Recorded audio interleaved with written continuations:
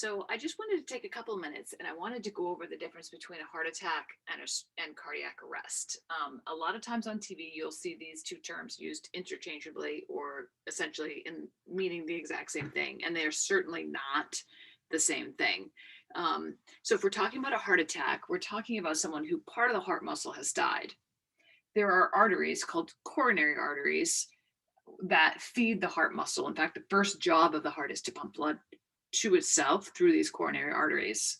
At times, these coronary arteries can be clogged either with blood clots and or cholesterol and other things. And if one of these arteries gets clogged, such as right down here on one of these branches, everything that's being fed by that artery is going to start to die. It becomes deficit in oxygen and eventually will die. This is what creates the chest pain and discomfort that's occurring for the person having cardiac arrest.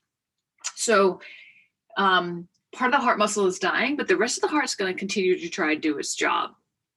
The analogy I like to use is like driving a car with a flat tire. The car can still run, the car is still going to make forward movement, but it's not doing it as efficiently as it did before because it has a flat tire. It doesn't have all of its energy working in the same direction. So this person is likely to still be conscious. They're still going to have a pulse. They'll still be breathing. But they may experience certain signs and symptoms of a heart attack, such as chest pain that can radiate into the neck and jaw, into both shoulders and arms, and even into the back. They might be nauseous. They may actually vomit. They may have shortness of breath and be sweating. Their skin color may also be kind of an ashen gray, or they may be kind of pale. So these are just some of the more common signs of a heart attack. Someone having a heart attack where they're still conscious like this, still have a pulse, still breathing, they don't need CPR. But of course, there's a wide variety of severity of heart attacks, and so whether or not they're going to go into cardiac arrest depends not only on the amount of muscle that has died, where the muscle is dying is also important. So for example, on the left side of the heart pumps blood to the entire body. The right side of the heart pumps blood to the lungs. This coronary artery represents one of them on the left side. If you have a block way up here, close to or proximal to the aorta, well, the entire left side of the heart now is going to go offline. That would be a catastrophic event for this person, and they would be unlikely to survive that. So super important, location matters. There's a cluster of nerve cells, for example, that rest on top of this part on the right-hand side that create what's called the pacemaker. The pacemaker is nerve cells actually generate the rate and rhythm of the heartbeat at roughly 60 to 100 beats per minute for the average adult. If you have a heart attack in that area of the heart surrounding that node of nerve cells, that's a pretty catastrophic event as well. So location matters, and the volume of muscle that is dying also matters. So in those instances, they might go into cardiac arrest, but not everyone who has a heart attack goes into cardiac arrest. So what is cardiac arrest? Cardiac arrest is when there's no pulse, they're not breathing, and they're unconscious. They are effectively dead, okay? So this is a person that you're going to do CPR on them. You need to take over the function of the lungs and the heart. You need to perfuse the body. So this vocabulary word is really important because this means getting the oxygen to the nutrients and cells and getting rid of the carbon dioxide that acts like an acid and is lowering the pH of the body. And eventually it gets to a point where the buffer systems can't just mitigate the increasing pH, the increasing hydrogen ions and carbon dioxide, and just can't be absorbed by the buffer systems. And eventually systems get irritable and make it resistant to any of our interventions. I do also like to say, though, that if CPR is in progress, they're not dead until the paramedics say they are. And that's because when advanced cardiac life support gets on scene, they can actually administer drugs and electricity and other measures that may turn this event around. But it only turns around if you're doing CPR. I know I've said this in class, and I want to say it again. Paramedics and doctors don't save lives. It's the bystander who demonstrates the courage to notice that someone's in cardiac arrest and get their hands on that chest and start CPR early.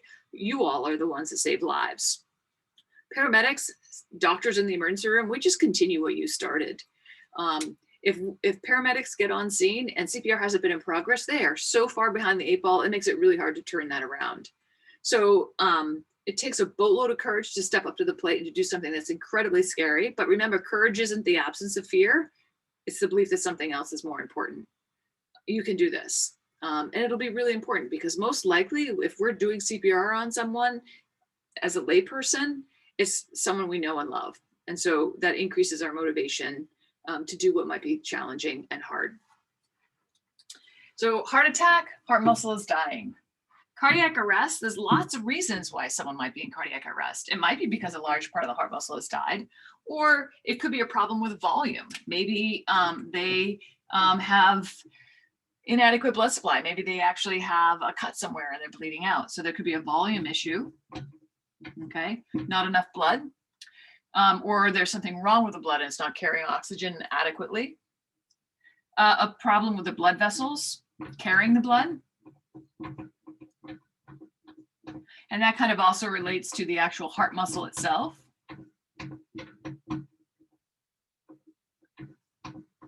In other words, the pump, the actual heart itself may not be able to generate enough push to get the blood all the way down to the toes and back and to be able to perfuse both sides of the heart. In other words, this is a two-sided heart. We have a right side and a left side. And in order to fill the right side, the left side has to be pumping vigorously to get all of that blood back against the force of gravity. So we can have a volume issue. We can have a problem with the blood vessels, the volume being the blood. Heart muscle, meaning we have a problem with the actual pump, being able to generate the mechanical force that's needed to push that blood all the way around the body. And it could be an electrical issue. So this heart has, as I alluded to over here with the pacemaker, an entire wiring system, we call it the electrical conduction system, that allows us to generate the lub-dub, the atrioventricle, top, bottom, fill, eject, right? So this heart is constantly beating all the time, and it actually has its own wiring that allows for this coordinated fill and ejection of blood. So it could be a problem with any one of those. So there's lots of reasons why someone could be in cardiac arrest, but what we know is if they're in cardiac arrest, we're gonna do CPR, okay? If they're having a heart attack, they're conscious, they're breathing, no CPR, okay? Still wanna call 911, follow all the prompts from the medical dispatcher, still requiring transport to a hospital, but not requiring of CPR. Of course, you wanna monitor them. It doesn't mean that someone who was conscious at one point could become unconscious and not breathing later. That could happen. But by definition, no CPR, cardiac arrest, yeah, we want to be doing CPR. If you have any questions, send me an email. I'll be happy to answer them, or you can write them down and save them to our next live class.